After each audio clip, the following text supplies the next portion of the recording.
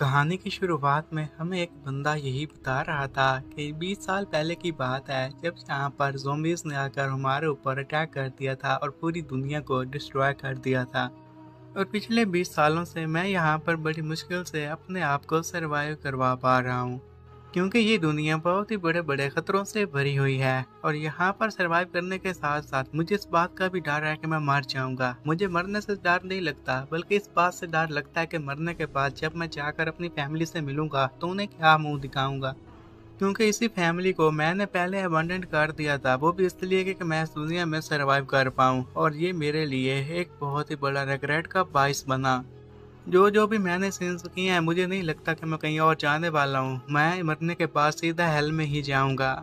वो ज़ॉम्बीज़ के साथ फाइट भी कर रहा था और हमें इन बातों के बारे में भी बता रहा था। उसके पास जितनी भी स्ट्रेंथ थी, वो स्ट्रेंथ का यूज़ करके उन ज़ॉम्बीज़ के साथ फाइट तो कर रहा था, लेकिन उन ज़ॉम्बीज़ पर इसके पास अटैक का कोई असर नहीं हो रहा था और सबकी वजह से ये काफ़ी परेशान हो गया था। और अपने आप को ये कहने लग जाता कि क्या सच में मैं इतना ही वीक हूँ, इसलिए मैं इन्हें नहीं हरा पा रहा। हाँ, यही हो सकता है, मैं वीक हूँ, ये काफ़ी स्ट्रॉन्ग हैं। फिर वो चिल्लाते हुए उन ज़ॉम्बीज़ को यही कहता है कि अगर तुम्हें मुझे मारना ही है तो आओ फिर मुझे मार लो, मेरी इस ज़िंदगी को ख़त्म कर दो जो कि बड़ी मुश्किल से गुजारा कर रहा हूँ। अब जैसे ही ज़ॉम्बीज़ आगे बढ़ के उसे मारते हैं, उसी के साथ ही ये मारा जाता है। जब इसकी आँख खुलती है तो ये एक रूम में था और काफ़ी हैरान था। वो मन ही मन में यही कहने लग जाता है कि अगर मैं मारा जा चुका हूँ तो मैं अपने रूम में क्या कर रहा हूँ, ये तो 20 साल पहले डिस्ट्रॉय हो गया था ना। और जो कि मुझे हर जगह एयर में ब्लड की स्मेल आ रही थी, वो भी यहाँ पर आते साथ ही गायब हो गई। क्या ये कोई एक ड्रीम है? आखिर मेरे साथ ऐसा क्यों हो रहा है और यहाँ पर ये सब कुछ क्या चल रहा है? फिर उसकी नज़र एक फोटो पर पड़ती है जहाँ पर वो शिन जुई के साथ था और इस लड़के का नाम था दुआन फी।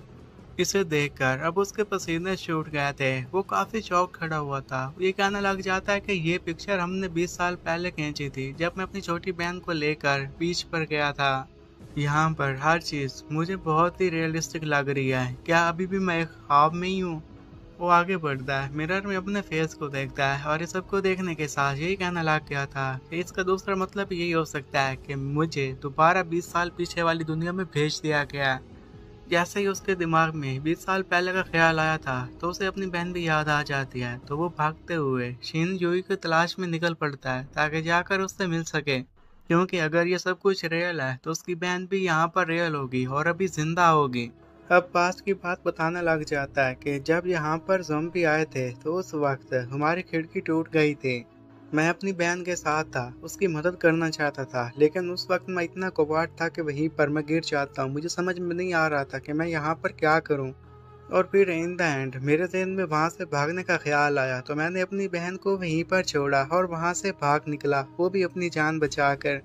और इसके बाद से ही मुझे खुद से काफ़ी नफरत हो गई थी, क्योंकि उस दिन मुझे अपनी बहन को वहाँ पर छोड़कर नहीं भागना चाहिए था। और अब अगर मैं वापस आ ही चुका हूँ तो फिर मुझे अपनी बहन की हेल्प करना होगी। वो भागते भागते एक और रूम में जाता है। अब जैसे ही वहाँ पर पहुँचा था तो काफ़ी खुश हो गया था और यही कहता है कि सच में मैं तो 20 साल पहले वाली दुनिया में आ चुका हूँ।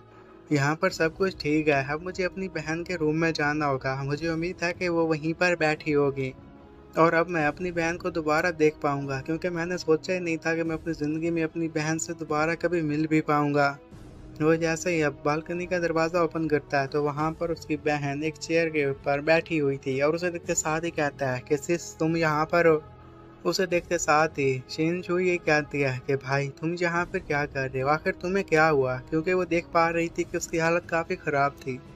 दुआन जैसे ही अपनी बहन को देखता है उसी के साथ ही रोने लग गया था और ये उसकी उसी गलती का पछतावा था। वो रोने लग जाता है। उसकी बहन पूछती है कि तुम्हें क्या हुआ, तो इस पर दुआन की अब आंखों में आंसू आ गए थे और वो रोते हुए चिल्लाते हुए यही कहता है कि शिन मुझे माफ़ कर देना। वो तेजी से बहकर अपनी बहन को चिपक जाता है, जिस पर उसकी बहन उसे यही कहती है कि तुम्हें क्या हुआ, क्या तुमने कोई डरावना ख्वाब देख रहा था जो यहाँ पर आकर मुझसे इस तरह चिमट गया। जबकि दुआन फिर रोते हुए से ये कहने लग जाता है कि मुझे माफ़ कर देना कि मेरी वजह से तुम मारी गई। तो उसकी बहन उसे कहती है कि तुम फिक्र मत करो, मैं हूं ना यहाँ पर, अगर तुम पर कोई भी मुसीबत आएगी तो मैं अपनी जान जोखिम में डालकर तुम्हारी मदद करूंगी।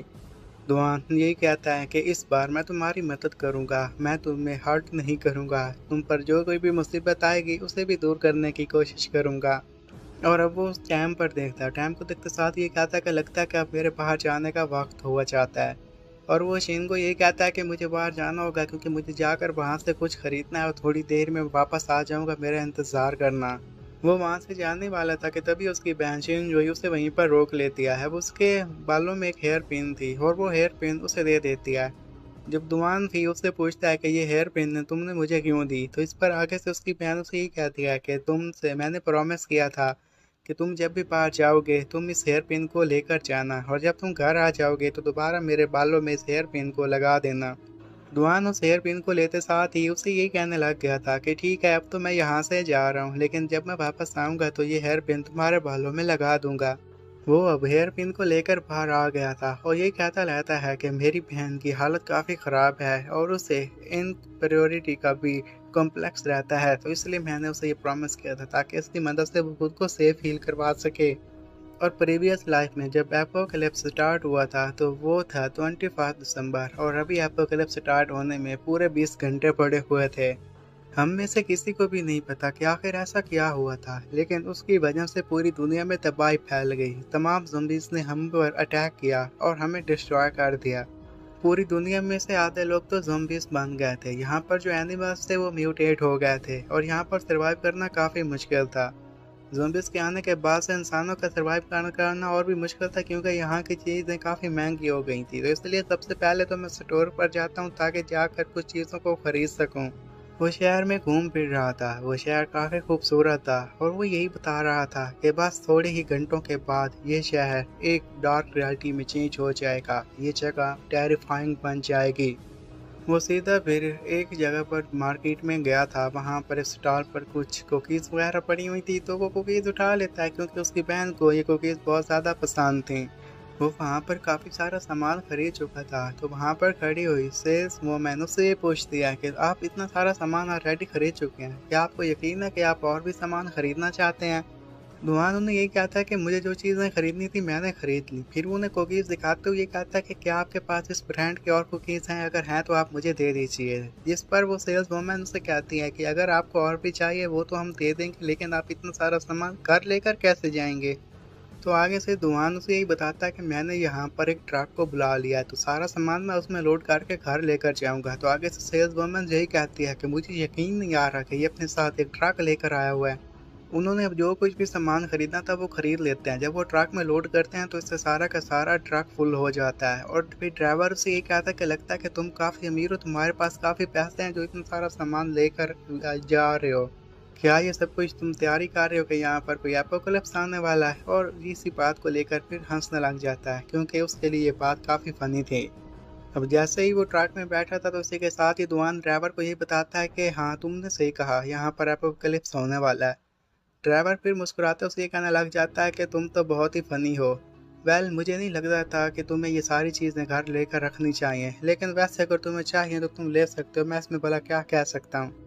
अब दुआन फिर वहीं पर बैठा हुआ उसकी ये सारी बातें सुन रहा था। वो इकानमी के रिलेटेड उससे कुछ लेक्चर वगैरह दे रहा था और दुआन फिर ये सब कुछ सुनने के साथ उसकी नज़र एक फ़ोटो पर पड़ जाती है जहाँ पर वो था, उसकी वाइफ थी और एक बच्चा था। फिर ड्राइवर उसे ये बताने लग जाता है कि तुम बिल्कुल सही समझे, वो मेरी वाइफ है और वहाँ पर मेरी डॉटर है, और आज मेरी डॉटर का 3rd बर्थडे होने वाला है। मुझे घर जाकर उसके बर्थडे भी सेलिब्रेट करना है और भी काफ़ी सारे काम करने हैं। वहाँ पर दुआन चुप करके बैठा हुआ उसकी ये सारी बातें सुनता रहता है। इतना ही नहीं बल्कि उसने ट्रक में म्यूज़िक भी प्ले किया हुआ था, जो कि दुआन आराम से बैठा हुआ म्यूज़िक को भी सुनता रहता है। और थोड़ी देर में वो अपार्टमेंट के करीब पहुँच जाते हैं जहाँ पर दुआन रहता था। अब ड्राइवर ट्रक से बाहर आकर उसे ये कहता है कि आपका तमाम सामान रख दिया गया है, तो अब मुझे इजाज़त दीजिए। तो ये बात सुनने के साथ ही दुआन आगे एक बॉक्स देते हुए यही कहता है कि 1 मिनट रुक जाइए। और वो ये कहता है कि मैंने ये तस्वीर देखी है, उसमें आपकी बेटी को देखा तो मुझे लगा कि उसे भी कुकीज़ पसंद आएंगे, तो ये बॉक्स जाकर आप उसे दे दीजिएगा। तो आगे से वो ड्राइवर कहता है कि मुझे नहीं पता कि मुझे इसे लेना चाहिए या नहीं। दुआन फिर उसे यही कहता है कि तुम्हारी जितनी भी मजदूरी बनती थी मैंने उससे डबल तुम्हें पे कर दिया ताकि तुम फिर जाकर और कोई काम न करो, जाओ अपनी बेटी के साथ अच्छा वक्त स्पेंड करो। तो उसकी बात सुनने के साथ ड्राइवर वो बॉक्स ले लेता है और कहता है कि आपका बहुत बहुत शुक्रिया। दुआन फिर उसे ये भी कहता है कि तुम जब घर जाओगे तो अपने घर को मत छोड़ना, वहाँ पर खुद की हिफाजत करो, अपने लोगों की हिफाजत करो। ड्राइवर अब वापस जा रहा था। अब वापस जाते हुए फिर उसने म्यूज़िक प्ले किया हुआ था। वो बैठा हुआ गाने में सुन रहा था और ये कहने लग जाता है कि ये लड़का तो काफ़ी अजीब था, इतने सारे सामान को क्यों इकट्ठा कर रहा था और मुझे क्यों कहा कि घर जाकर मैं अपनी फैमिली की प्रोटेक्शन करूं। ये अमीर लोग भी ना काफ़ी अजीब होते हैं। कि तभी वहाँ पर उसे एक और लोकेशन मिल जाती है जहाँ पर कस्टमर उसका वेट कर रहा था। अब उसने डिसाइड करना था कि वो वहाँ पर जाकर कस्टमर की बात सुने या फिर घर जाकर अपनी बेटी के बर्थडे को एंजॉय करे। अब 8 बज चुके थे और 8 बजते साथ ही दुआन ने एक छोटा सा वेपन बना लिया था ताकि इनकी मदद से वो उन ज़ॉम्बीज़ के साथ मुकाबला कर सके। और वो भी यही कह रहा था कि ये तो मैंने तैयार कर लिया, ऊपर से मैंने शहर का एक मैप भी ख़रीद लिया क्योंकि फ़ोन वगैरह तो बंद होने वाले हैं, इसमें हमें शहर में घूमने फिरने में आसानी होगी। वो वहीं पर बैठा हुआ काम कर ही रहा था कि ऊपर से शिनजुई आ जाती है और जैसे कि बुलाती है कि बेहतर, तो इस पर वो काफ़ी चौकन्ना हो गया था। फिर शिनजुई उसके पास आकर ये कहती है कि आखिर भाई तुम यहाँ पर क्या कर रहे हो। तो उसने लाइट्स ऑन कर दी थी और वहाँ पर देखता है कि उसके भाई ने काफ़ी गंद मचा के रखा हुआ था और इस पर गुस्सा करते हुए उसे ये कहती है कि तुम मुझे सारी बातें एक्सप्लेन करो कि आखिर कमरे का तुमने इतना बुरा हाल क्यों करके रखा है। और इतना ही नहीं, फिर गुस्से से चिल्लाते हुए उसे ये कहने लग जाती है कि मैंने एक नोटिफिकेशन रिसीव की जहाँ पर यही बताया गया कि हमारे पास जितने भी पैसे थे वो सारे के सारे तुमने पैसे खर्च कर दिए, आखिर तुम्हारे दिमाग में क्या चल रहा है। तो उसका भाई दुआन भी उसे ये कहने लग जाता है कि मेरी बहन तुम अब काम डाउन हो जाओ, मैं तुम्हें जो कुछ भी बताने वाला हूँ मुझे यकीन है कि तुम्हें उस पर बिल्कुल भी यकीन नहीं होगा, लेकिन एपोकलिप्स जल्दी आने वाला है। तो उसकी बहन जैसे ही एपोकलिप्स का नाम सुनती है उसी के साथ ही वहीं पर अपनी जगह पर बैठ जाती है और थोड़ी सी काम डाउन भी हो गई थी। फिर उसके करीब जाती है और उसे चेक करने हुए ये कहती है कि क्या तुम्हें फीवर है, लेकिन ऐसा लग तो नहीं रहा कि तुम्हें कोई फीवर है क्योंकि तुम्हारा टेम्परेचर तो बिल्कुल नॉर्मल है, लगता है कि तुम पागल हो चुके हो। इस सब की वजह से उसका फेस काफ़ी रेड हो गया था और उसकी बहन ये कहते हैं कि तुम इतने रेड क्यों दिखाई दे रहे हो, क्योंकि मुझे तो नहीं लगता कि तुम्हें फीवर है। तो उसकी बात सुनने के साथ दुआन जी कहने लग जाता है कि मुझे इससे फ़र्क नहीं पड़ता कि तुम्हें मुझ पर यकीन है कि नहीं यकीन, क्योंकि थोड़े ही घंटों में तुम ये सब कुछ अपनी आंखों से देख पाओगे कि यहाँ पर क्या होगा। फिर वो विंडो के पास जाता है, अब रात का वक्त हो चुका था, वहाँ पर जाकर सांस लेने लग जाता है। ये कहता है कि अब तो क्लीन एयर भी है, तो मेरे ख्याल में इस पीसफुल जगह को अलविदा कहने का टाइम आ चुका है। उसकी बहन फिर उसके पास आकर उससे एक और सवाल पूछती है, वो यही कि आज के पूरे दिन तुमने काफ़ी वियर्ड एक्ट किया, आखिर तुम्हारे साथ कौन सा मसला है और तुम इतनी नॉनसेंस भी कह रहे हो। और मन ही मन में ये भी कहने लग जाती है कि मैंने अपने भाई को इतना सीरियस क्यों कभी नहीं देखा, कहीं ये भी तो हो सकता है कि ये जो कुछ भी कह रहा हो ये सब कुछ सच हो। मैं जानती हूँ कि ऐसा होने वाला तो नहीं, लेकिन मेरी सिक्स सेंस कह रही है कि ऐसा हो सकता है।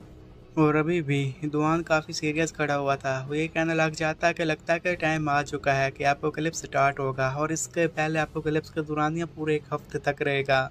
और इस एक वीक के ख़त्म होते होते पूरी दुनिया में 90% इंसान या तो मारे जाएंगे या फिर ज़ॉम्बीज़ में चेंज हो जाएंगे। और जो बंदे इन 7 दिनों तक बचे रहेंगे उनके पास एवोल्यूशन का टाइम आ जाएगा। और वो खुद से भी यही कहता है कि मैं भी यही समझता हूँ कि काश मैं भी उनमें से खुशकिस्मत निकलूँ और उन लोगों में शामिल हो जाऊँ जो कि 7 दिनों तक यहाँ पर सर्वाइव कर पाएँ और मैं भी एवोल्यूशन का हिस्सा बन जाऊँ। तभी हम एक ड्रिंकर को देखते हैं जो कि ड्रिंक पी रहा था और एक तरफ साइड पर कुछ मैसेज वगैरह आ रहे थे और सबकी वजह से उसे काफ़ी अजीब लगता है और वो चिल्लाता ये कहता है कि आखिर यहाँ पर किसका फ़ोन बार बार बजे जा रहा है, वो भी इतनी रात को। उसी बंदे को मैसेज आया था, वो उसका बॉस था। बॉस उससे ये कह रहा था कि तुम्हें ओवर टाइम करना होगा। बॉस की ये सारी बातें सुनने के साथ वो बंदा और भी ज़्यादा गुस्से में आ जाता है और वो यही कहता है कि मैं पहले इतना काम कर चुका हूँ, तुम मुझसे और काम करवा रहे हो।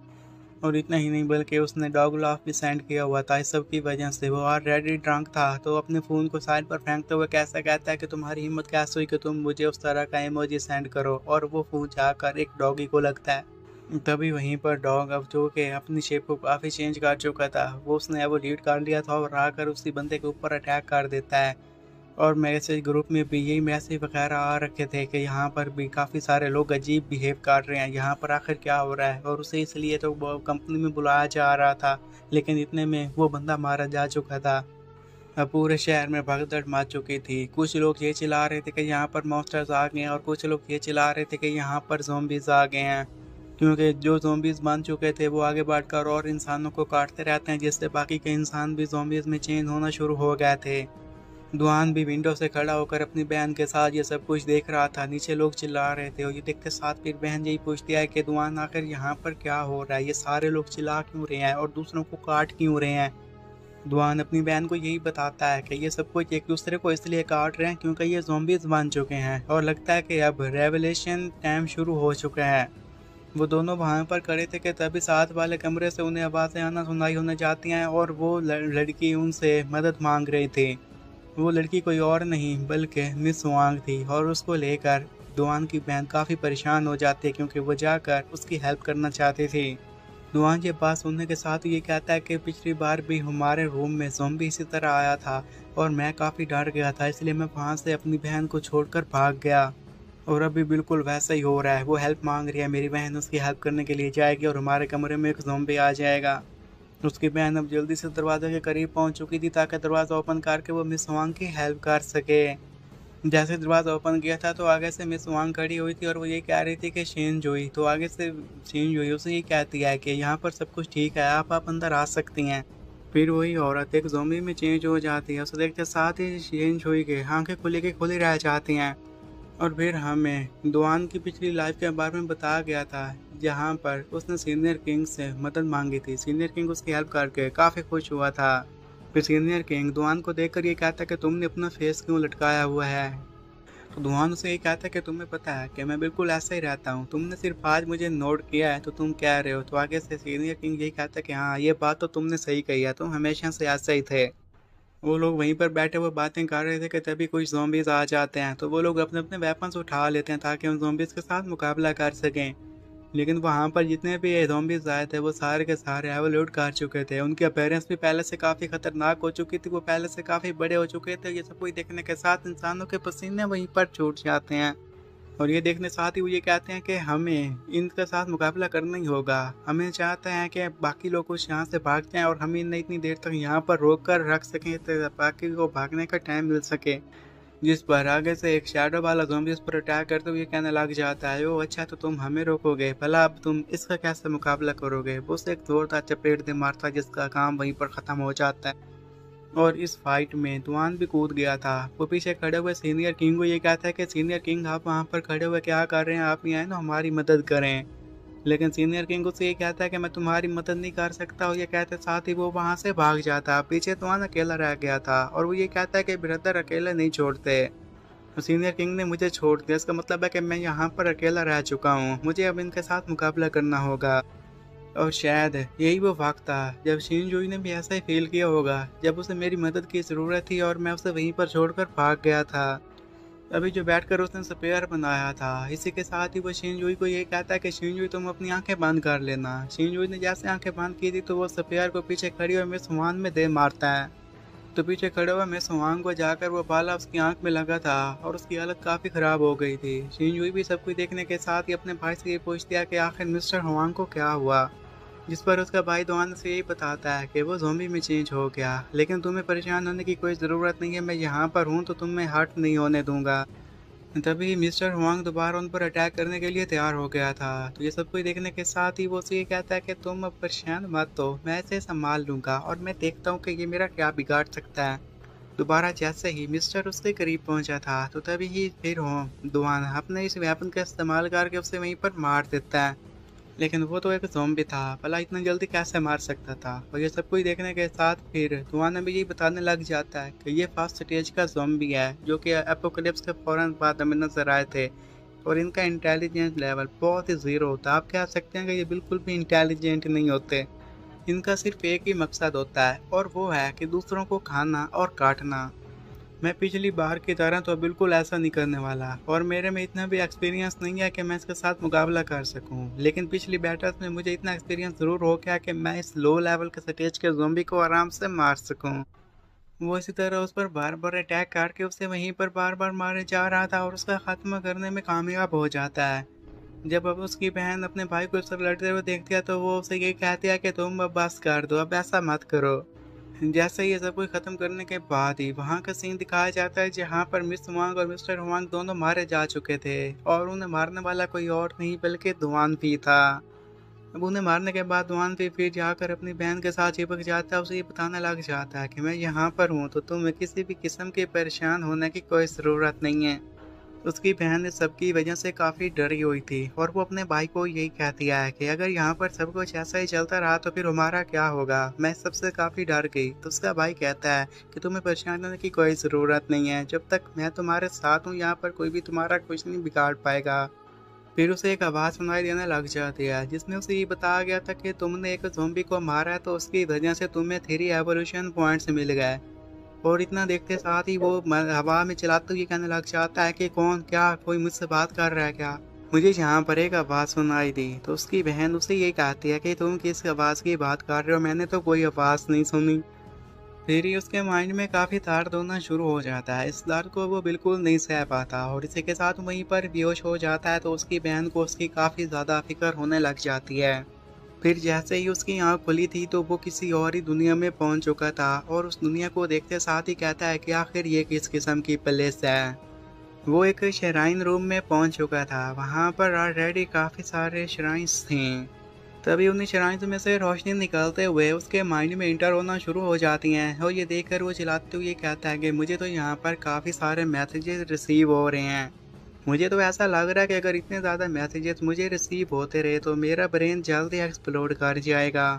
तो उसे फिर आवाज़ सुनाई देने लग जाती है जिसमें उसे यही बताया गया था कि एवोल्यूशन सिस्टम को एक्टिवेट कर दिया गया है, इनिशिएटिंग ओनर रिकॉग्निशन प्रोसेस को शुरू कर दिया गया है। फिर उसके जीन चेंज को मैच किया जाता है और जल्दी ये प्रोसेस भी कंप्लीट हो जाता है। पहले तो उसके जीन्स को बिल्कुल डिस्ट्रॉय कर दिया गया था और उसके बाद से ही उसके जीन को दोबारा रिकॉन्स्ट्रक्ट किया जाता है और ताकि वो सिस्टम के मुताबिक ढल पाए। और जैसे ये प्रोसेस कंप्लीट होता है तो उसी के साथ ही उसका रिकॉग्निशन प्रोसेस कंप्लीट ऑनर बना दिया जाता है। जैसे ही वो ऑनर बना था उसी के साथ ही वो ये कहता है कि अब तो मेरी बॉडी में ऐसा लग रहा है कि काफ़ी पावर आ चुकी है। और जो कुछ भी सारी की सारी इन्फॉर्मेशन मेरे मन में आई उससे तो लग रहा है कि ये एक एवोल्यूशन ट्री है। इसने मेरी हेल्प की, इसकी वजह से मैं अपने जीन्स को इवॉल्व कर पाया। ऐसा लगता है कि एवोल्यूशन ट्री के साथ मेरा कनेक्शन हो चुका है। और ये सब कुछ, ये जो एवोल्यूशन ट्री सिस्टम है, लगता है कि ऐसा ही काम करता है। और मुझे एवोल्यूट करने के लिए एवोल्यूट पॉइंट्स चाहिए होंगे और वो पॉइंट्स मैं ज़ॉम्बी को मार के हासिल करूँगा। इन्हीं एवोल्यूशन पॉइंट्स की मदद से मैं ना सिर्फ इवॉल्व कर सकता हूँ बल्कि अपनी battle skill, survival skill, detection skill को भी और भी इंक्रीज कर सकता हूँ। फिलहाल वो उसका स्ट्रेंथ लेवल 1 था, स्पीड 1 थी, डिटेक्शन लेवल 1 था, माइंड लेवल 1 था। और फिर उसे ऑप्शन दिखाया जाता है कि क्या तुम अपने सिस्टम को यूज़ करोगे। तो आगे से कहता है कि हाँ, मुझे इसका यूज़ करना है। तो फिर उसे ये भी बताया जाता है कि एपोकलिप्स में जैसे जैसे बाकी ज़ॉम्बीज़ को मारेगा उसकी स्ट्रेंथ में इम्प्रूवमेंट होगी और वो यहाँ पर और भी ज़्यादा सर्वाइव कर पाएगा। इतना सब कुछ हासिल करने के बाद भी वो मन ही मन में यही कहने लग जाता है कि फिलहाल भी मुझे ऐसा ही लग रहा है कि मेरी बॉडी काफ़ी वीक है, मुझे अपनी स्ट्रेंथ को और भी ज़्यादा बढ़ाना होगा। तो वो सिस्टम को यही कहता है कि मेरी स्ट्रेंथ एट्रीब्यूट को बढ़ा दिया जाए और इसके बदले में 2 एवोल्यूशन पॉइंट्स चाहिए थे। उसके पास 2 ही एवोल्यूशन पॉइंट्स बने थे और इन्हीं पॉइंट्स का इस्तेमाल करके उसने अपनी बॉडी को इंक्रीज कर दिया था, अपनी स्ट्रेंथ को इंक्रीज कर लिया था। अब उसके पास 0 पॉइंट्स बाकी बचे थे। इस सब करने की वजह से वो काफ़ी खुश हो जाता है और ये कहने लग गया था कि इस सब की वजह से मुझे ऐसा लग रहा है कि मेरी स्ट्रेंथ पहले से काफ़ी इंक्रीज कर चुकी है। और वो ये भी कहता है कि इस बार तो एवोल्यूशन ट्री की भी हेल्प मेरे साथ ही है, तो इसकी वजह से मैं आराम से यहाँ पर सर्वाइव कर पाऊंगा। ये सब कुछ करने के साथ ही उसे एक रोशनी दिखाई देती है। तो वो रोशनी की तरफ आगे बढ़ने लग जाता है तो रियल दुनिया में उसे होश आ गया था। जैसे ही वो अपने इस ड्रीम से जगा था तो देखता है कि वहाँ पर शिनजुई पड़ी हुई थी। शिनजुई जैसे देखती है कि उसका भाई जाग गया है तो वो भी जाग जाती है। उसे जगह देखकर नुआन काफ़ी खुश हो जाता है और अपनी बहन को ये कहता है कि क्या तुम जाग गई। उसकी बहन चिल्लाते हुए उसे ये कहने लग जाती है कि तुमने तो मुझे काफ़ी डरा दिया था, मुझे लगा कि तुम इसमें मारे जाओगे, मैं कल तुम्हारे लिए काफ़ी परेशान हो गई थी। तो आगे से वो कहता है कि इस फाइट की वजह से मैं काफ़ी थक गया था तो मैं बेहोश हो गया। उसकी बहन चिल्लाते हुए कहने लग जाती है कि अगर तुम्हें इससे कुछ हो जाता तो मेरा क्या होता। तो उसका भाई कहता है कि तुम्हें सबसे कुछ भी नहीं होने वाला, जब तक मैं तुम्हारे साथ हूँ मैं तुम्हारी प्रोटेक्शन करूँगा। और मन ही मन में ये कहने लग जाता है कि अगर मुझे शिनजुई की सेफ्टी की फिक्र है तो मुझे यहाँ पर सारे के सारे गंद को समेटना होगा। मिस वांग की बॉडी यहीं पर पड़ी है तो इससे ज़ॉम्बीज़ को अट्रैक्ट किया जा सकता है। लेकिन जैसे ही वो अपने रूम से बाहर आया था तो वहां पर मिस वांग की बॉडी की जगह सिर्फ ब्लड पड़ा हुआ था और ये देखकर वो काफी हैरान हो जाता है। फिर ध्वानफी अपने कबोर्ड में जाता है जहाँ पर जाकर उसने क्लॉथ चेक किए थे और वो ये कह रहा था कि लगता है कि अब ये कपड़े तो मुझे बिल्कुल भी फिट नहीं होने वाले, तो लगता है कि मैं बुरा हो रहा हूँ, मुझे और कपड़े चाहिए। और ये सब कुछ इस वजह से हो रहा है क्योंकि मेरे पास एवोल्यूशन ट्री आ चुका है। उसी की मेहरबानी की वजह से अब मैं पहले से काफ़ी ज़्यादा स्ट्रॉन्ग बन चुका हूँ और उसी की वजह से ही मैं अपनी स्किल्स को यूटिलाइज कर सकता हूँ और अपने पोटेंशियल का भी यूज़ कर सकता हूँ। वो वहीं पर खड़ा हुआ इन सारी बातों के बारे में सोच रहा था कि तभी वहां पर उसकी सिस्टर आ जाती है। उसके पास कुछ कपड़े थे, मुझे कहते हैं कि ये कपड़े हमारे डैड के थे, तो मैंने सोचा कि मैं ये तुम्हें दे दूं। वो अपने डैड के कपड़े पहनते हुए ही कहने लग जाता है कि बाहर का माहौल तो पहले से काफी ज्यादा खराब हो चुका है, अब मुझे नहीं पता कि हमारे मॉम और डैड इस सिचुएशन में कैसे रह रहे होंगे। और दांग की बहन भी ये कहने लग जाती है कि क्या इस सारी सिचुएशन में वो लोग ठीक तो होंगे ना, क्योंकि मुझे टेंशन हो रही है कि वो लोग इस सारी सिचुएशन को हैंडल नहीं कर पाएंगे। दुआन फिर अपने पास के बारे में यही बता रहा था कि जब मैं 10 साल का था तो हमारे मॉम और डैड हमें छोड़कर चले गए थे। वो हर साल कुछ पैसे भेज दिया करते थे, उसके अलावा उनसे हमें कुछ खास नहीं मिला। और मेरी पिछली लाइफ में जब एपोकलिप्स शुरू हुआ था तो उसके 10 साल तक मैं अपने मॉम और डैड को ढूंढने की कोशिश करता रहा, लेकिन मुझे कुछ भी ना मिला। लेकिन अब उसने अपनी बहन को भी तो कोई भरोसा देना था, तो वो जैसे रूम से बाहर आ रहा था तो अपनी बहन को यही कहता है कि तुम टेंशन मत लो, हम वो अपने आप की हिफाजत कर लेंगे। फिलहाल हमारे लिए हमारी सेफ्टी ही सबसे ज़्यादा ज़रूरी है, क्या तुम मेरी बात समझ रही हो? तो उसकी बहन कहती है कि हाँ, लेकिन भाई मुझे एक बात समझ में नहीं आ रही कि तुम एक ही रात में इतने लंबे कैसे हो गए। धुआन यही कहता है कि ये तो मुझे भी पता नहीं है कि मैं इतना लंबा कैसे हो रहा हूँ, लगता है कि मेरी बॉडी सही से ग्रो कर रही है। और मन ही मन में ये कहने लग जाता है कि मुझे अपनी बहन को एवोल्यूशन ट्री के बारे में नहीं बताना चाहिए। उसकी बहन चेंज हुई अजीब सा फेस बना लेती है और ये कहने लग जाती है कि तुम्हें लगता है कि मुझे तुम्हारी इन बातों पर यकीन होगा। धुआन अपनी बहन को इस तरह गुस्से में देखता हुआ हंसने लग जाता है और फिर उसे ये कहता है कि मुझे बाहर एक काम है, तो उस काम के सिलसिले में मैं बाहर जा रहा हूँ। उसकी बहन कहती है कि तुम्हें पता है ना कि बाहर की सिचुएशन कितनी ज़्यादा ख़राब है और तुम कह रहे हो कि तुम्हें बाहर जाना है। तो धुआन अब उसे समझाने की कोशिश करने के लिए अपना मुंह खोलने ही वाला था कि उसकी बहन उससे पहले मुंह खोलते हुए ये कहने लग जाती है कि मैं काफ़ी डरी हुई हूँ, ये दुनिया पहले से काफ़ी चेंज हो चुकी है और तुम्हें तो पता ही है कि मैं चल नहीं सकती। मुझे ऐसा लगता है कि मेरा ना चलना तुम्हारे लिए बर्डन बन सकता है और ऊपर से तुम्हारी जिम्मेदारी भी तो मैं हूँ, इसलिए मुझे सबसे ज़्यादा डर लगता है। अपनी बहन को इस तरह देखने के साथ ही दुआन जाकर अपनी बहन के पास बैठते उसे ये कहने लग जाता है कि मुझे इस सब के लिए माफ़ कर देना, मैं बस बिल्डिंग का चक्कर लगा कर आता हूँ और देखता हूँ कि कहीं हमारे नज़दीक कोई ज़ॉम्बी तो नहीं आ गया, क्योंकि यहाँ पर जितने भी ज़ॉम्बीज़ हमारे इर्द-गिर्द होंगे, अगर हमने उनमें से किसी को भी ना मारा तो हम खतरे में आ सकते हैं। तो उसकी बहन कहती है कि लेकिन वो आगे कुछ बोल पाती तो तूफान अपनी बहन को यही कहता है कि तुम्हें तो पता ही है कि मिस हुआन के साथ क्या हुआ था, मैं नहीं चाहता कि वो हमारे साथ हो, बाहर कुछ और लोग भी होंगे, जाकर मैं उनसे मदद मांगता हूँ अगर कोई मुझे नजर आ गया तो। अब शेन हुई भी इस बात के बारे में अच्छे से जानती थी कि यहाँ पर खतरा काफी हद तक बढ़ चुका है, तो वो फिर अपना क्रॉस निकालते हुए उसे देखते हुए कहने लग जाते हैं कि ठीक है, तुम फिर प्रॉमिस करो कि लंच से पहले तुम घर वापस आ जाओगे। वो उसकी हेल्प लेते हुए उसे ये कहने लग गया था कि हाँ, मैं तुमसे प्रॉमिस करता हूँ और तुम्हारा बहुत बहुत शुक्रिया, वेल मैं शाम तक वापस आ जाऊँगा। वो जैसे बाहर जाने वाला था तो फिर शीन उसे ये कहती है कि ब्रदर वहाँ पर अपना ख्याल रखना, तो इस पर दुआन उसे ये कहता है कि तुम टेंशन नहीं मत लो, मैं जल्दी वापस आ जाऊँगा और बिल्कुल ठीक होऊंगा। जैसे ही उसका भाई बाहर चला गया था तो वो पीछे से मन ही मन में ये कह रही थी कि भाई तुम वापस आ जाना, वो भी बिल्कुल सही सलामत। वो नीचे के फ्लोर चेक करने लग गया था, ये कहने लग जाता है कि 13 फ्लोर तो इस बिल्डिंग का हमेशा से बंद ही रहता है, तो यहाँ पर सिर्फ 12 फ्लोर दिया है और मुझे उन 12 फ्लोर्स को चेक करना होगा कि यहाँ पर ज़ॉम्बीज़ तो नहीं आ गए। और वैसे भी एवोल्यूशन ट्री की मदद से मैं जितने ज़ॉम्बीज़ को मारूंगा मुझे उतने एवोल्यूशन पॉइंट्स मिलेंगे। वो इसी तरह बिल्डिंग में घूम फिर रहा था कि तभी उसे साइड से किसी के कुराने की आवाज़ सुनाई देती है, तो वो कोई और नहीं बल्कि एक ज़ॉम्बी था जिसके मुंह पर ब्लड भी लगा हुआ था, शायद अभी उस बीच उसने किसी को मारा था। उसे देखते साथ ही दुआन यही कहने लग जाता है कि अगर रेवोल्यूशन ट्री की बात मानी जाए तो मेरा अब ये लेवल इंक्रीज कर चुका है, मेरी स्ट्रेंथ पहले से ज़्यादा हो चुकी है। अब मुझे चेक करना होगा कि अगर मेरी स्ट्रेंथ तेज़ हुई है तो मैं इसे मार सकता हूँ या नहीं मार सकता। ये एक फर्स्ट स्टेज का ज़ॉम्बी है, तो अगर मेरे एवोल्यूशन के मुताबिक स्ट्रेंथ बढ़ी है तो मैं इसे वन शॉट में आराम से मार दूंगा। और बिल्कुल ऐसा ही था। उसने एक ही बार अटैक करके उस ज़ॉम्बी को मार दिया था और इसके बदले में उसे 1 एवोल्यूशन पॉइंट मिल जाता है। अब उसका स्ट्रेंथ लेवल 2 तक पहुंच गया था, स्पीड लेवल 1 था, डिटेक्शन लेवल 1 था और माइंड लेवल 1 था। और फिर इसके बाद उसे एक पॉइंट मिल गया था। उसके सामने जो स्क्रीन शो होती है उसके ऊपर उसे ये बताया जाता है कि अगर वो 5 और पॉइंट्स को हासिल कर ले, वो भी 5 ज़ॉम्बीज़ को मारने के बाद, तो उसके पास 6 पॉइंट्स हो जाएंगे और इसका यूज़ वो अपनी स्ट्रेंथ को अपग्रेड करने के लिए कर सकता है। लेकिन अगर उसे अपने माइंड को इनक्रीज करना है तो उसके बदले में उसे 10 पॉइंट चाहिए और ये बात उसे बिल्कुल भी हजम नहीं हो रही थी। और माइंड पावर्स के बारे में उसने पहले भी सुन रखा था। जब वो पहले अपोकलिप्स में गया था तो वहाँ पर काफ़ी ज़ॉम्बीज़ अपनी माइंड की पावर का इस्तेमाल करते हुए खुद को एवोल्यूट कर रहे थे। और जो उनमें से सबसे ज़्यादा पावर का यूज़ करता था वो कोई और नहीं बल्कि माइंड पावर ही थी। जिसके पास माइंड पावर थी वो उनका बॉस कहलवाता था। और यही माइंड पावर का यूज़ करने वाले को अवेकनर कहा जाता था और ये स्ट्रॉन्गेस्ट अवेकनर बना करता था।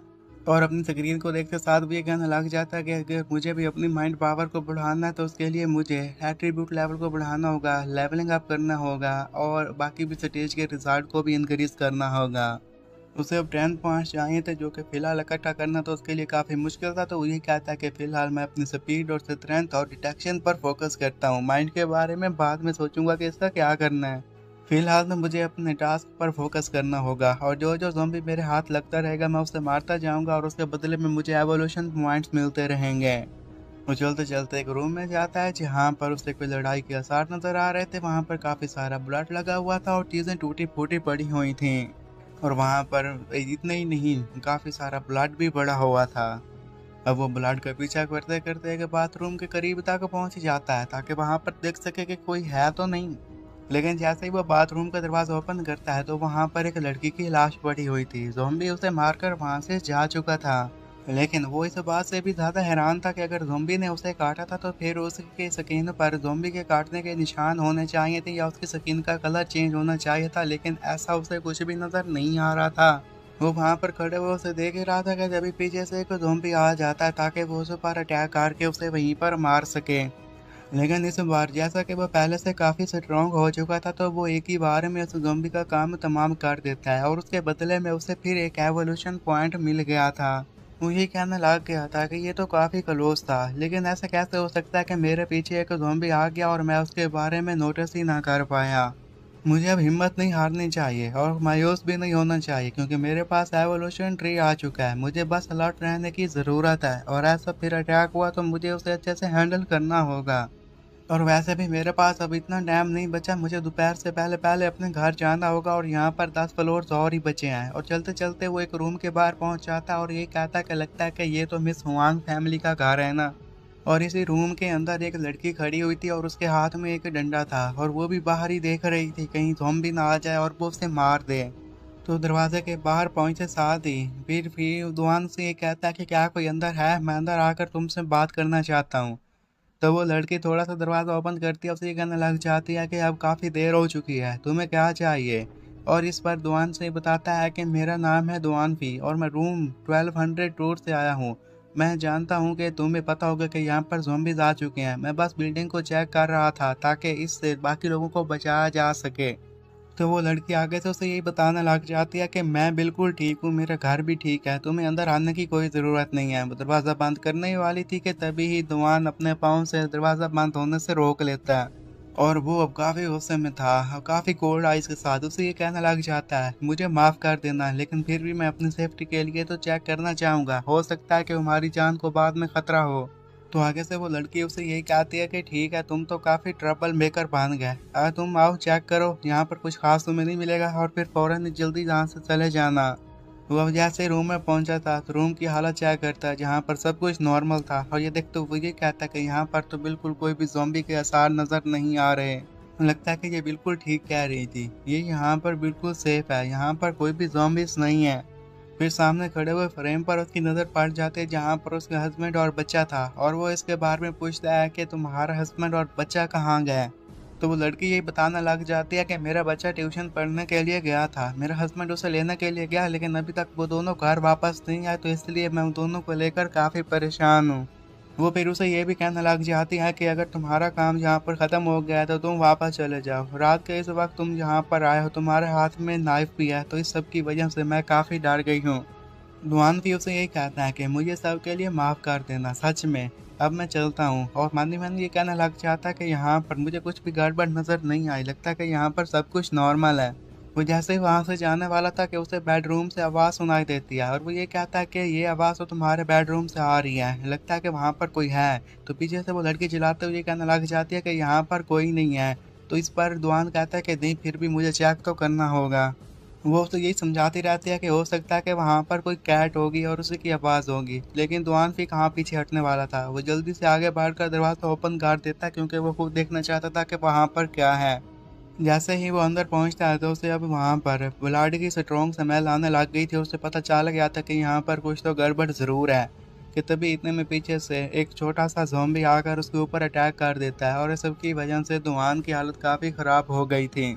अभी दुआन वहीं पर बैठा हुआ ये सब कुछ देख ही रहा था कि पीछे से मिस ली भी आकर उसके ऊपर अटैक करने की कोशिश करती है, लेकिन इससे भी दुआन बाल बाल बच गया था।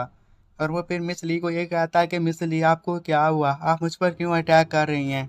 कि इतने में वही बच्चा जो कि अब ज़ॉम्बी में कन्वर्ट हो चुका था तेजी से उस पर अटैक करने के लिए आगे बढ़ता है। और इसी के बारे में दुआन भी बता रहा था कि ये बच्चा अभी अभी ज़ॉम्बी बना है, लेकिन इनकी स्पीड काफ़ी फास्ट होती है। वो फिर ज़ॉम्बी को पकड़कर सामने वाली दीवार में दे मारता है ताकि उसका काम भी वहां पर ख़त्म कर सके और उसके बदले में उसे एक एवोल्यूशन पॉइंट मिल सके। कि वो मिसली उसके सामने आ जाती है और वो उसे ये कहने लग जाती है कि प्लीज़ आप मेरे बच्चे को इस तरह मत मारें। दुआन चिल्लाते हुए उसे यही कहता है कि क्या तुम कोई ख्वाब देख रही हो, तुम जाग जाओ, अगर कोई ड्रीम देख रही हो तो। वो एक ज़ॉम्बी बन चुका है, वो बाकी लोगों को खा रहा है, वो भी ज़ॉम्बी बनने के बाद। मैं तुम्हें उससे प्रोटेक्ट करने की कोशिश कर रहा हूँ, मैं खुद को प्रोटेक्ट करने की कोशिश कर रहा हूँ। जिस पर मिसली अजीब सा फेस बनाते हुए रोते हुए उसे ये कहने लग जाती है कि नहीं, वो ज़ॉम्बी नहीं बना, वो सिर्फ बीमार है, जल्दी इसका इलाज ढूंढ लिया जाएगा, फिर उसका इलाज हो जाएगा तो वो नॉर्मल बन जाएगा। कि तभी ही फिर भी उसका बेटा भी पीछे से उस पर अटैक करने के लिए आगे बढ़ता है और वो चिल्लाते हुए यही कहने लग जाती है कि मेरे बेटे को कोई भी नुकसान मत पहुंचाना। दुआन ये सब कुछ पीछे खड़ा हुआ देख रहा था तो वो यही कहा था कि मिसली जरा संभल कर, तुम्हारा बेटा तुम पर अटैक करने के लिए बिल्कुल तुम्हारे पीछे करीब आ चुका है।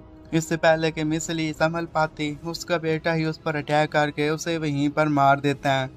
और फिर वहीं पर उसे का मांस खाने लग गया था और ये देखते साथ ही दुआन को काफी गुस्सा आ जाता है। वो उस पर अटैक करने के लिए तेजी से उसकी तरफ आगे बढ़ने लग जाता है क्योंकि वो अब गुस्से से लाल पीला हो चुका था। जैसे वो थोड़ा सा आगे बढ़ता है कि फिर उसकी मॉम की आखिरी सांसें चल रही थी और उसके पाँव पकड़ते हुए कहने लग जाती है कि मेरे बेटे को मत मारना, वो ठीक हो जाएगा। तो उसकी मॉम की बात सुनने के साथ दुआन यही बताने लग जाता है कि मुझे इसके लिए माफ़ कर देना, लेकिन जो कोई भी ज़ॉम्बी में चेंज हो जाता है वो कभी भी दोबारा नॉर्मल नहीं होता, इसे मारना ही बेहतरीन हल है। जिस पर मिस लियो से ये कहने लग जाती है कि नहीं, तुम झूठ बोल रहे हो, मेरा बेटा जल्दी ठीक हो जाएगा।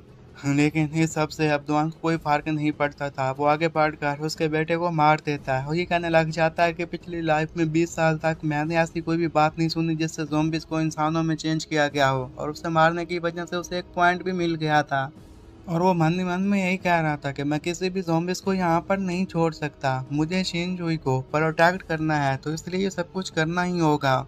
वो 11th फ्लोर पर था और 11th फ्लोर को उसने क्लियर कर दिया था। अब वो 10th फ्लोर तक पहुंच जाता है कि तभी उसे एक जिम कोच नजर आ गया था जो काफी हट्टा कट्टा और स्ट्रॉन्ग था। उसे देखते साथ ही वो ये कहने लग जाता है कि ये तो 5th फ्लोर पर रहा करता है ना, तो ये यहाँ पर 10th फ्लोर पर क्या कर रहा है। उसके पास अपने ही जिम का एक वेपन था जिसे उसने एक हाथ से उठाया हुआ था और वो यही कह रहा था कि क्या तुम में से कोई मेरा मेंबर बनेगा। और उसी वेपन का इस्तेमाल वो दुआन पर कर देता है। दुआन उससे बाल बाल बचाता है। फिर दुआन यही बताने लग जाता है कि जो बंदा पहले से स्ट्रॉन्ग होता है वो ज़ॉम्बी बनने के बाद और भी ज़्यादा स्ट्रॉन्ग हो जाता है, तो मुझे नहीं लगता कि मैं इसका मुकाबला इतना आसानी से कर पाऊंगा। वो इसी के बारे में भी खड़ा हुआ सोच ही रहा था कि तभी ही वो वेपन दोबारा उसको लगने के लिए उसकी तरफ आगे बढ़ता है कि वो जंप लगा देता है और उसके अटैक से फिर बच गया था। और ये सारी सिचुएशन देखने के साथ मुझे कहने लग जाता है कि अगर यहाँ पर और भी इतने ही डेंजरस ज़ॉम्बीज़ आ गए तो मुझे लगता है कि मेरी जान खतरे में होगी। और उसका सामने वाला बंदा अब ज़ॉम्बी फाइट बन चुका था जो कि आम ज़ॉम्बी से काफ़ी ज़्यादा स्ट्रॉन्ग था। और वो ये कहता है कि जब तक लोगों ने अपनी पावर को अवेकन नहीं किया तो हमें ज़ॉम्बी फाइट एनिमल से काफ़ी डर लगता था। क्योंकि इनकी स्पीड, सेंस ऑफ स्मेल और हेयरिंग तमाम की तमाम चीज़ें पहले से ज़्यादा स्ट्रोंग हो गई थीं। कि तभी इतने पास उसके पास एक एनिमल था, वो भी अटैक करने के लिए तेज़ी से जो दुआन की तरफ आगे बढ़ता है। दुआन को इसमें छोटी सी चोट लग जाती है, जिसमें से उसका एक ब्लड का ड्रॉप उस फ्लोर से जाकर 0 फ्लोर पर गिर जाता है। और 0 फ्लोर पर जैसे ही उसके ब्लड का ड्रॉप गिरा था तो वहाँ पर ऑलरेडी काफ़ी सारे ज़ॉम्बीज़ खड़े हुए थे। तो इससे उन्हें पता चल जाता है कि ऊपर कोई इंसान मौजूद है और वो फिर ऊपर वाले फ्लोर की तरफ बढ़ना शुरू हो जाते हैं। उस वो एनिमल के अटैक से भी बाल बाल ही बचा था और वो यही कहता है कि मैं तो इससे बाल बाल बच गया, वरना मेरी जान जा सकती थी। और वो ये कहता है कि पहले तो मैं जिम वाले मास्टर से फाइट कर रहा था, अब देखो यहाँ पर एक बीस्ट भी आ गया, इन दोनों के साथ फाइट करना तो मेरे लिए और भी मुश्किल होता जाएगा। और इन दोनों के साथ डील करना इतना भी आसान नहीं होने वाला, ये मेरे लिए सबसे बड़ा मसला बन चुका है। क्योंकि अब वो दोनों ही बारी बारी दुआन पर अटैक किए जा रहे थे और दुआन अपनी स्किल दिखाते हुए उनके अटैक से बच रहा था, लेकिन इसमें उसे काफ़ी दिक्कत पेश आ रही थी। वो ये बात तो समझ गया था कि इन दोनों के साथ डील करना उसके लिए भी इतना आसान काम नहीं है, तो वो ये डिसाइड करता है कि इन्हें शीन से काफ़ी दूर लेकर जाएगा ताकि वहाँ पर जाकर फिर देख सके कि इनके साथ क्या करना है। वो बिल्डिंग से नीचे वाले फ्लोर में जाना चाहता था। जैसे ही वो सीढ़ियों पर देखता है कि वहाँ पर और भी ज़्यादा ज़ॉम्बीज़ आ चुके हैं, तो ये देखकर वो काफ़ी हैरान हो जाता है। वो पीछे की तरफ देखता है जहाँ पर अभी भी वही जिम वाला बंदा अपना वेपन लिए उसी का इंतज़ार कर रहा था और अटैक करने के लिए बिल्कुल रेडी बैठा हुआ था। और वो यही डिसाइड करता है कि मुझे सीढ़ियों की मदद से ही नीचे जाना होगा, क्योंकि यहाँ पर जितने भी ज़ॉम्बीज़ आए हैं उनके साथ डील करना आसान है, ना कि उस जिम वाले बंदे से। वो आगे बढ़कर एक दो ज़ॉम्बीज़ को मार ही चुका था कि तभी वो जिम वाला बंदा भी पीछे से आ जाता है और अपने वेपन की मदद से उसके ऊपर अटैक कर देता है, जिससे वो तो बाल बाल बच गया था, लेकिन वो वेपन 3-4 ज़ॉम्बीज़ की खोपड़ियाँ फोड़कर आगे बढ़ने लग जाता है। और ये सब कुछ देखते हुए वो भी काफ़ी हैरान था, क्योंकि उसने एक ज़ॉम्बी को मारा था और उसके बदले में उसे एवोल्यूशन पॉइंट नहीं मिला था। और वो ये भी कह रहा था कि इनकी एवोल्यूशन स्पीड पहले वाले एपोकलिप्स से काफ़ी तेज़ हो चुकी है, आखिर इनके साथ क्या हुआ है। वो जिस रूम में खड़ा हुआ है ये सब कुछ सोच रहा था, उसी रूम में फिर वही एनिमल और ज़ॉम्बी फाइट जिम वाला मास्टर आ जाता है। ये फिर उस रूम में एक जगह पर बैठ कर छुप गया था ताकि वो उसे न देख सके और इनसे जान को छुड़वा सके। लेकिन फिर भी उसके ब्लड की स्मेल को सूंघते हुए वो ज़ॉम्बी वहीं पर आ जाता है और उसके करीब आते साथ ही ये कहने लग गया था कि मैंने तुम्हें ढूंढ लिया। फिर क्या, फिर वो उसे एक जोरदार पांच दे मारता है। इस पांच को संभाल पाना उसके लिए आसान नहीं था, तो वो पीछे जाकर गिरता है और वहीं पर और भी ज़ॉम्बीज़ आ चुके थे। अब ये अटैक इतना ज़्यादा खतरनाक था और पीछे दीवार में लगने की वजह से इसकी हालत काफ़ी ज़्यादा ख़राब हो जाती है। अब ज़ॉम्बीज़ के पास अच्छा मौका था कि वो आगे बढ़कर दुआन को मार सकें। और दुआन फिर मन में ये कहना लग जाता कि लगता है कि मेरा काम तमाम हो चुका है, मैं ये इस दुनिया में आया, इसके बावजूद भी मैं एक ट्रैश ही हूँ, मैं किसी को भी नहीं बचा सकता, मैं अपनी मिस्टेक से नहीं सीख सका। और बिल्कुल ऐसा ही लग रहा है कि जो बंदा पहले से ही फारिग होता है वो हमेशा फारिग ही रहता है, इसमें मैं कुछ नहीं कर सकता, मेरे में एबिलिटी नहीं थी कि मैं उनके साथ फाइट कर सकता। कि तभी फिर उसके आंखों के सामने शिनजुई आ जाती है और वो ये कहने लग गया था कि यहाँ पर कुछ भी ओवर नहीं हुआ, अगर शिनजुई की हिफाजत करनी है तो मैं गिव अप नहीं कर सकता। और ऊपर से मेरे पास इस बार एवोल्यूशन ट्री भी है, तो वो फुर्ती दिखाते हुए जो भी ज़ॉम्बीज़ उसे खाने के लिए आगे बढ़ रहे थे उन्हें मारने लग जाता है और इसके बदले में उसे एवोल्यूशन पॉइंट्स भी मिल गए थे। उसने वहीं पर खड़े खड़े 3 ज़ॉम्बीज़ को मार दिया था और इसकी वजह से उसे 3 एवोल्यूशन पॉइंट्स मिल गए थे और उसने तो अपनी स्पीड को भी अपग्रेड कर लिया था। जैसे वो रूम से बाहर आता तो देखता है कि सीढ़ियों पर कुछ और ज़ॉम्बीज़ ऊपर की तरफ जा रहे थे, उनकी तादाद 4 थी। फिर उनकी नज़र इसी दुकान पर पड़ जाती है और उनका सारा फोकस दुकान पर हो गया था। उन 4 ज़ॉम्बीज़ को देखने के साथ ही दुकान जी कहने लग जाता है कि ये तो मेरे लिए बिल्कुल परफेक्ट है। उसके हाथ में एक नाइफ था और फिर अपनी स्पीड दिखाते हुए तेज़ी से आगे बढ़ते हुए उन चारों का काम वहीं पर ख़त्म कर देता है और इसके बदले में उसे फिर 4 पॉइंट्स मिल गए थे। अब उसके पास 6 पॉइंट्स से वो इन 6 पॉइंट्स का इस्तेमाल करता है ताकि फिर अपनी स्ट्रेंथ को इनक्रीज कर सकें। और मन ही मन में ये भी कहने लग जाता है कि शिनजुई तुम मेरा वेट करना, मैं जल्दी तुम्हारे पास आ जाऊंगा। फिर दरवाजे पर नॉक होते हैं। शिनजुई अंदर बैठी हुई थी, तो दरवाजे के करीब जाती है और ये कहती है कि भाई क्या ये तुम हो। लेकिन बाहर से उसे कोई जवाब नहीं देता, तो उसकी परेशानी में इजाफा हो जाता है। वो एक बार फिर से पूछती है कि भाई क्या तुम हो, मेरी बात का जवाब तो दो। लेकिन बाहर तो उसके भाई नहीं बल्कि ज़ॉम्बीज़ खड़े हुए थे, जिन्हें पता चल चुका था कि इस रूम में एक इंसान मौजूद है, तो वो उसे ही मारने के लिए आए हुए थे। कि जैसे ही अब शिनजुई दरवाज़ा ओपन करने वाली थी कि पीछे से दुआन भी आ जाता है और वो अपनी फुर्ती दिखाते हुए उन दोनों ज़ॉम्बीज़ को वहीं पर मार देते हैं। शिनजुई ने भी उस ज़ॉम्बीज़ को देख लिया तो वो तेज़ी से दरवाज़ा बंद कर देती है। तो बाद से फिर उसका भाई ये कहने लग जाता है कि शिन दरवाज़ा खोलो, ये मैं हूँ तुम्हारा भाई, तुम्हारी मदद करने के लिए मैं यहाँ पर आ गया। जब शिनजुई उससे कहते हैं कि तुमने पहले मेरी बात का जवाब क्यों नहीं दिया, तो इस पर दुआन बताता है कि मेरी अपनी कोई रीज़न थी जिसकी वजह से तुम्हें जवाब ना दे सका। फिर शिन उससे पूछे क्या तुम ठीक हो, क्या तुमने अपना काम ख़त्म कर लिया, तो इस पर आगे से दुआन यही बताता है कि लगता तो ऐसा ही है कि मैंने अपना काम ख़त्म कर लिया। तो दोनों वहाँ पर खड़े हुए बातें कर ही रहे थे कि तभी सीढ़ियों पर जिम वाला अंकल भी आ जाता है और उसे देखते साथ ही दुआन पेशीन को ये कहता है कि तुम जल्दी से दरवाज़ा बंद कर लो और दरवाज़ा तब तक मत खोलना जब तक मैं तुम्हें ना कहूँ, क्योंकि उसे अब उस जिम वाले बंदे के साथ भी तो निपटना था। और फिर वो जैसे दरवाज़ा बंद हुआ था तो ज़ॉम्बी को ये कहता है कि तुम अब एक भी कदम आगे मत बढ़ाना, तुम पहले ही काफ़ी आगे आ चुके हो, क्योंकि आगे आगे एक भी कदम और आगे बढ़ाया तो तुम्हारी खैर नहीं। जिस पर उस ज़ॉम्बी को काफ़ी गुस्सा आ जाता है, वो ज़ोर-ज़ोर से चिल्लाने लग जाता है, member card, member card, member card. उसने एक कदम ही और आगे बढ़ाया था कि तभी से ही दुआन आगे बढ़कर उसके पाँव के ऊपर अटैक कर देता, उससे यही कहने लग जाता कि मैंने तुम्हें कहा था ना कि तुम एक कदम और आगे मत बढ़ाना।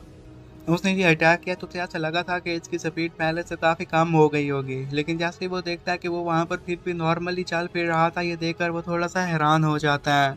उसके पास अब लेवल 3 की पावर आ चुकी थी और वो यही कहता है कि मेरे पास वैसे भी एक अच्छा मौका है कि मैं अपनी लेवल 3 की पावर का यूज़ कर सकूं, देखूं कि ये कितनी पावर है। वो आगे बढ़ता है और उसने इस बार ज़ॉम्बी पर अटैक किया था तो वो ज़ॉम्बी इसके अटैक को नहीं रोक पाता और पीछे जाकर दीवार में लगता है और उसका काम वहीं पर ख़त्म हो गया था और इसकी वजह से उसे फिर एवोल्यूशन पॉइंट्स मिल जाते हैं। और ऐसा सब कुछ करने की वजह से वो ये कहने लग जाता है कि फाइनली मैंने ये काम कर दिया, मैंने अपनी बहन को ज़ॉम्बी से बचा लिया, अब मैं ट्रैश नहीं रहा जैसा मैं पहले हुआ करता था। और वैसे भी मुझे अभी तो बहुत ही लंबा सफ़र तय करना है, क्योंकि वो वक्त भी करीब आने वाला है जब फ्रेंजी ऑफ एवोल्यूशन शुरू हो जाएगा और ज़ॉम्बीज़ फिर अपग्रेड करना शुरू हो जाएंगे। मुझे उनसे पहले खुद को स्ट्रॉन्ग बनाना होगा, तो उसके लिए मुझे और ज़्यादा एवोल्यूशन पॉइंट्स चाहिए।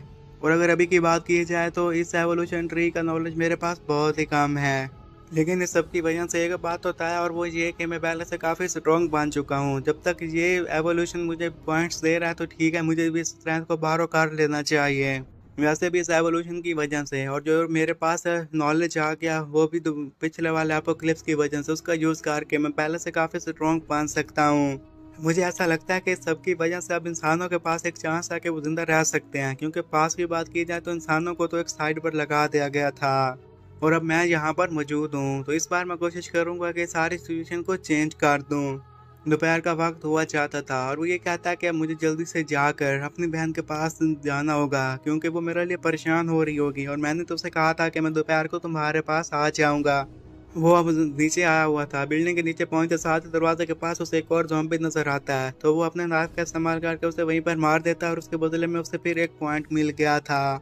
अब घर जाते साथ ही वो बात लेने लग जाता है और फिर अपने सिस्टम को ये कहता है कि मैं चाहता हूँ कि एवोल्यूशन ट्री को ओपन कर दिया जाए। उसके सामने सिस्टम ओपन हो चुका था और वहाँ पर उसके एवोल्यूशन पॉइंट्स 8 शो हो रहे थे और वो यही कहने लग जाता है कि बाहर खतरा और भी ज़्यादा होने वाला है, ज़ॉम्बीज़ और भी ज़्यादा होंगे, तो बाहर जाने से पहले मैं अपनी स्ट्रेंथ को इंक्रीज़ कर लूँ। तो वो अपने जितने भी पॉइंट्स है उसमें से 5 पॉइंट्स को अपने लेवल को इंक्रीज़ करने में लगा देता है और 2 पॉइंट्स को अपनी डिटेक्शन लेवल को इंक्रीज़ करने में लगा देता है।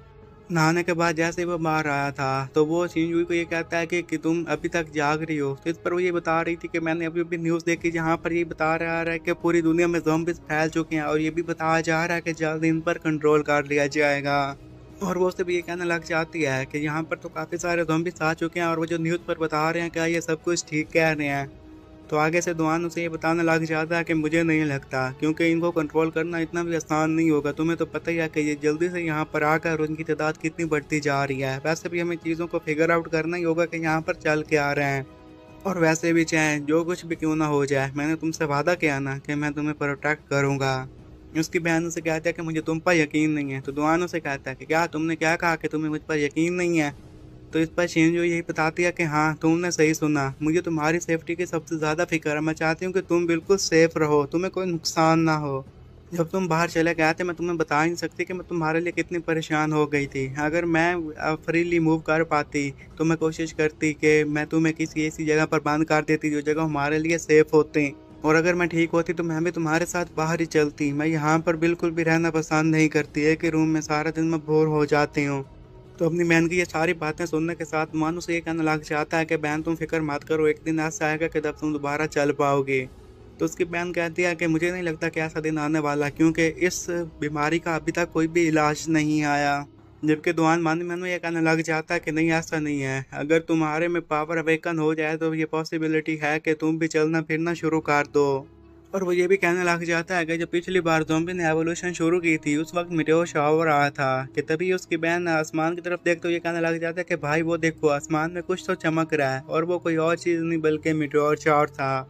इसी मेटेओर शावर जो कि आसमान से नीचे गिरा था उन्होंने खास किस्म की एनर्जी को रेडिएट किया था, और वो जाकर ज़ॉम्बीज़ के साथ अटैच हो गई थी, जिसकी वजह से ज़ॉम्बीज़ ने एवोल्यूट करना शुरू कर दिया था। और इसे देखने के साथ वो भी ये कहने लग जाता है कि अगर मैं ही इस एनर्जी को हासिल कर लूँ और बाकी इंसानों को प्रोवाइड करवाऊँ तो इससे वो स्ट्रॉन्ग हो जाएंगे और ह्यूमैनिटी की सिचुएशन पहले से काफ़ी अच्छी हो जाएगी। और ये तो रेयर है, लेकिन जब भी मैंने देखा है कि जैसे ही कोई मीटेओर की एनर्जी को डायरेक्टली ऑब्जर्व करता है तो उसकी वजह से सीधा ही उसमें सुपर पावर्स आ जाती हैं। वो मीटेओर शहर के ऊपर गिर रहे थे, जिस जगह पर गिर रहे थे वहां पर तबाही फैला रहे थे, और ये देखते साथ ही वो दोनों भी ये कहने लग जाते हैं कि ये तो पावर काफी टेरिफाइंग है।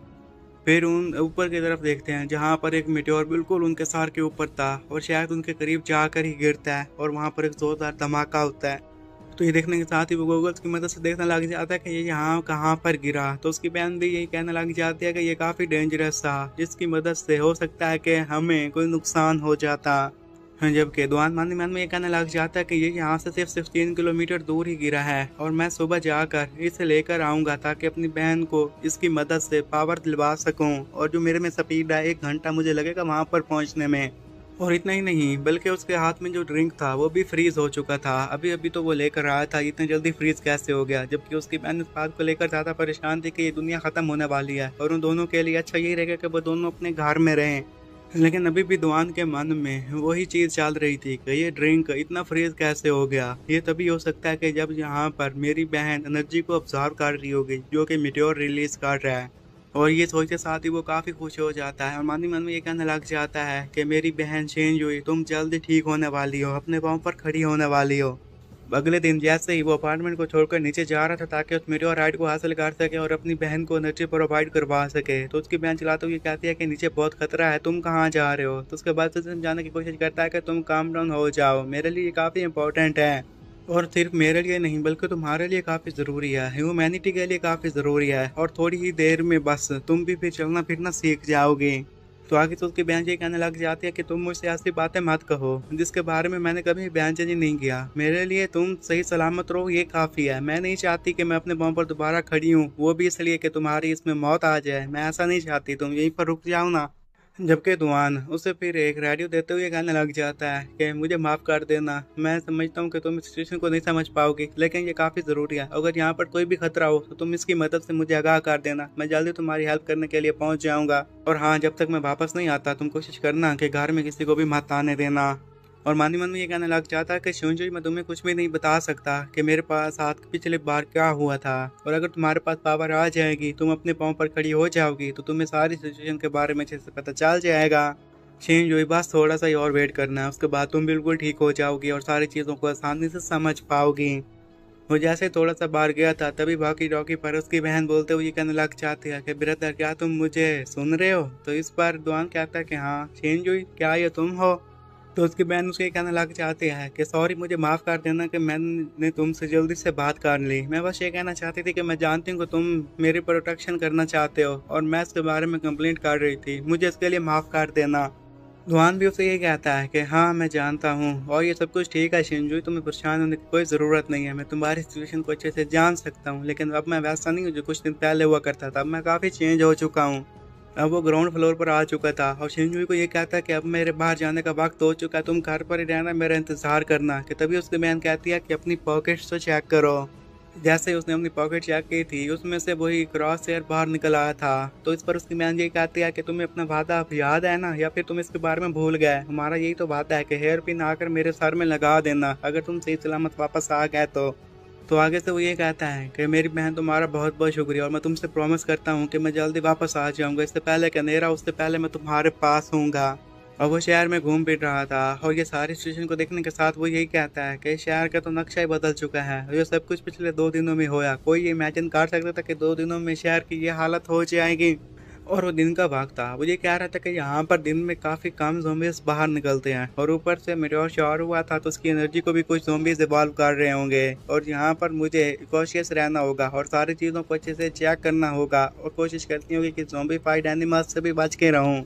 कि तभी वहाँ पर उसे एक ज़ॉम्बी नज़र आ जाता है और वो फ़ौरन ही अपना नाइफ निकाल कर उस ज़ॉम्बी को वहीं पर मार देता है। और फिर कुछ हम सिपाहियों को देखते हैं जिनसे सारी सिचुएशन के बारे में वॉकी टॉकी से इंफॉर्मेशन ली जा रही थी, जिस पर वो ये बता रहे थे कि यहाँ पर टीम चिया ने तमाम ज़ॉम्बीज़ को मार दिया और यहाँ की सिचुएशन पहले से काफ़ी अच्छी है। और बाकी के लोग भी ये बताने लग जाते हैं कि नॉर्दर्न एरियाज में भी यहाँ पर इतने भी ज़ॉम्बीज़ नहीं पाए जाते और ऐसा लगता है कि तमाम ज़ॉम्बीज़ मारे जा चुके हैं और कल रात को जो मेटेओर शॉर हुआ था उसके बाद से ही कम ही ज़ॉम्बीज़ नज़र आ रहे हैं। मिशिया भी दूर खड़ी हुई सब कुछ गूगल्स की मदद से देख रही थी कि तभी वहाँ पर एक और लड़की आती है जो कि काफ़ी डरी हुई थी और वो मिशिया को ये कहते हैं कि मिस्टर ली से अभी भी बात हुई और वो यही बता रहे थे कि वेस्ट डोर पर जितने भी ज़ॉम्बीज़ थे उन्होंने तमाम के तमाम ज़ॉम्बीज़ को मार दिया है। तो मिशिया आगे से यही बताने लग जाती है कि ठीक है तुम उन्हें बता दो कि वो पेट्रोलिंग जारी रखें क्योंकि मैं रिस्क नहीं लेना चाहती।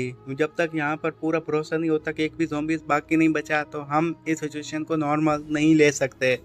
तो आगे से वो लड़की ये कहती है कि ठीक है जैसा आप कहें मिशिया और मिस्टर हुआंग ही। तो इस पर मिशिया कहती है कि अब मिस्टर हुआंग को क्या हुआ। तो वो लड़की ये बताते हैं कि वो चाहते हैं कि वो जल्दी से अपनी कंपनी में वापस चले जाएं और मिस्टर हुआंग वहाँ पर काफ़ी गुस्से में खड़े हुए थे और इन लोगों को यही कह रहे थे कि मुझे जल्द से जल्द मेरी कंपनी में वापस भेज दिया जाए, मुझे यहाँ पर बिल्कुल भी अच्छा नहीं लग रहा। शिया उसकी बात सुनने के साथ तेजी से आगे बढ़ती है और उसे ये बताने लग जाती है कि तुम्हें सिचुएशन को सीखना होगा। मैं तुम्हारी बॉडी गार्ड नहीं हूँ बल्कि एक पुलिस वुमेन हूँ और जो तुमसे कहा चाह रहा है तुम्हें उस पर अमल करना होगा। क्या तुम मेरी बात समझ गए। उसकी ये हालत देखने के साथ वो काफ़ी घबराया हुआ था और फिर कोल्ड आइज के साथ उसे ये कहती है कि क्या तुम मेरी बात समझ गए, मेरी बात का जवाब दो। मिस्टर हुआन उसकी ये हालत देखते साथ काफ़ी डरा हुआ था तो वो से ये कहता है कि ठीक है मैं आपकी बात समझ गया। तो वहीं पर पास बैठा हुआ एक और बंदा ये सब कुछ देखते हुए ये कहने लग जाता है कि आप ऐसी नजरों से ना देखो, मुझे तो काफ़ी डर लग रहा है। तो शिया इस पर मिस्टर वांग के गर्दन को छोड़ देती है जिसकी वजह से वो फिर सांस तेजी से लेने लग गया था और वापस आते साथ ही शिया फिर वैन वैन को यही कहती है कि तुम मिस्टर ली के साथ कांटेक्ट में आओ क्योंकि मुझे उसके साथ कुछ चीज़ों के बारे में बात करनी है। जबकि पीछे से बैठा वो बंदा अपना अजीब सा फेस बना लेता है और ये कहने लग गया था कि एक दिन ऐसा ज़रूर आएगा जब मैं तुम्हें टेम करूँगा। फिर मिस्टर शिया मिस्टर ली से बात करती है। मिस शी उससे यही पूछती है कि मिस्टर ली यहाँ की सिचुएशन कैसी है, जितने ज़ॉम्बीज़ गायब कैसे हो गए। तो आगे तो ये बताने लग जाता है कि ये ज़रूर मेटेओर शॉर की वजह से होगा, उसके बाद से हमें ज़ॉम्बीज़ नज़र नहीं आ रहे। मिस शिया उससे ये कहती है कि वेल जो कुछ भी हुआ है वहाँ पर जाना काफ़ी रिस्की होगा, मैं चाहती हूँ कि फ़िलहाल तुम वापस आ जाओ, ये हमारी सेफ्टी के लिए काफ़ी ज़रूरी है। तो इस पर मिस्टर ली ये कहते हैं कि ठीक है जैसा आप कहें। जबकि उधर तुआन अभी भी मार्केट में घूम फिर रहा था तो वहां पर देखता है कि कुछ और ज़ॉम्बीज़ उस पर अटैक करने के लिए आगे आ रहे हैं। ये देखते साथ ही ये कहता है कि अगर यहाँ पर ज़ॉम्बी था इसका मतलब है कि मेटेओर शॉर कहीं और होगा और चाहे मैं कितनी भी कोशिश क्यों ना कर लूँ कि इन ज़ॉम्बीज़ से बच जाऊँ तो मुझे नहीं लगता कि मैं इन ज़ॉम्बीज़ को अवॉइड कर पाऊंगा। अच्छा तो यही है कि इन पर अटैक करके इन्हें मैं मार दूँ और जहाँ पर जितने भी ज़ॉम्बीज़ उसे नजर आते हैं तो वो तेज़ी से आगे बढ़ता है और ज़ॉम्बीज़ पर अटैक करने लग जाता है। अब उसके पास 4 नाइफ्स थे और उन्हीं 4 नाइफ्स का इस्तेमाल करके वो चारों ज़ॉम्बीज़ को वहीं पर ख़त्म कर देता है।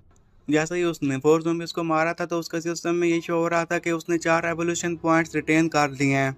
वो अब चलते चलते मेटेओर शॉर वाली जगह पर पहुंच गया था और वहां पर पहुंचते साथ ही बताने लग जाता है कि वो बिल्कुल मेटेओराइट मेरे सामने पड़ा हुआ है और उसमें से एनर्जी रेडिएशन भी बाहर निकल रही है। मेरी स्पीड भी काफ़ी तेज़ है, मैं 2 सेकंड में वहां तक पहुंच सकता हूँ, लेकिन इसके बावजूद भी मुझे एहतियात करनी होगी। मुझे यहाँ की सिचुएशन को अच्छे से समझना होगा। जब भी मैं यहाँ की सिचुएशन को अच्छे से समझ पाऊंगा तभी जाकर मैं इस पर देखूंगा कि यहाँ पर क्या चीज़ें मौजूद हैं और मेटेओराइट को हासिल करने की कोशिश करूंगा। मैं नहीं चाहता कि खुद को किसी नुकसान में फंसा दूँ। वो फिर अपनी गोगल्स बाहर निकाल लेता है और उसकी मदद से उस मेटेओराइट को देखने लग गया था कि तभी फिर वो मेटेओराइट को देख पाता है और ये कहने लग गया था कि पिछली लाइफ में मैंने इन चीज़ों को कभी नहीं देखा था जो कि अब मैं देख पा रहा हूँ। फिर मेटेओराइट के पास उसे एक ज़ॉम्बी भी नजर आने लग जाता है और वो ये कहने लग गया था कि वो देखो वहाँ पर एक ज़ॉम्बी भी है, वो वहाँ पर क्या कर रही है। तो ये बात उसके लिए सबसे अजीब थी, वो ये थी कि उसे तो उस मेटेओराइट के पास जाना चाहिए था लेकिन वो तो मेटेओराइट के पास जाने के बजाय उससे दूर जा रही थी और इस बात को लेकर वो थोड़ा सा परेशान था। क्या ये कोई एक नॉर्मल ज़ॉम्बी है? अगर नॉर्मल ज़ॉम्बी है तो फिर ये ऐसा क्यों कर रही है? वो अब अपनी जगह पर खड़ा हो जाता है और ये कहने लग गया था कि अगर यहाँ पर मैं खड़ा रहा तो इससे टाइम वेस्ट होगा क्योंकि वो आगे बढ़ेगी और उस शार्ड को ऑब्जर्व कर लेगी और खुद को इवॉल्व कर लेगी। वैसे भी यहाँ पर और भी ज़ॉम्बीज़ आने वाले हैं वैसे भी जब यहाँ पर रात होगी तो ये सिचुएशन और भी ज़्यादा खतरनाक हो जाएगी और मेरे लिए यहाँ से निकल पाना काफ़ी मुश्किल होगा। मुझे जो भी करना है मुझे अभी ही करना होगा। और वो बिल्डिंग से नीचे आ जाता है। वो फिर अपनी स्पीड दिखाते हुए तेजी से उस शॉप की तरफ आगे बढ़ रहा था। तो रास्ते में उसे काफी सारे ज़ॉम्बीज़ और इंसान नजर आते हैं, जिसे देखकर वो ये कहने लग गया था कि ये सब कुछ तभी हुआ जब यहाँ पर मीटेओर शॉवर हुआ था। इनकी हालत तभी से ऐसी हो गई। तो मुझे भी जल्दी से यहाँ पर एक्ट करना होगा। अब जहाँ पर मीटेओर शावर गिरा था वो उस जगह पर जल्दी से पहुंच जाता है, ताकि जल्दी से जल्दी जाकर उसे हासिल कर सके और उसकी एनर्जी को अब्सॉर्ब कर सके। अब जैसे ही वो उस जगह पर पहुंचा था तो उसकी नज़र उसी ज़ॉम्बी पर पड़ जाती है। तो वो आगे बढ़ता है। अब उसके हाथ में भाला था, ताकि उसी भाले की मदद से उस पर अटैक करके उसे मार सके। लेकिन वो जो ज़ॉम्बी वहां पर खड़ी हुई थी, अपनी स्किल दिखाते हुए, अपनी पावर दिखाते हुए उसके भाले को वहीं पर तोड़ देती है। और ये देखते साथ ही दुआन थोड़ा सा हैरान हो गया था, भला ये कैसे पॉसिबल हो सकता था। वो भी इतना परेशान खड़ा ही था कि वही ज़ॉम्बी फिर उसकी तरफ देखने लग जाती है और उसे ये कहने लग गई थी, मैं तुम्हें यहाँ पर वेलकम कहती हूँ। और उसे देखकर ऐसे ही लग रहा था कि शायद वो वहाँ पर रुक कर उसी का इंतजार कर रही थी। और इसी के साथ ही ये एपिसोड यहीं पर खत्म हो जाता है।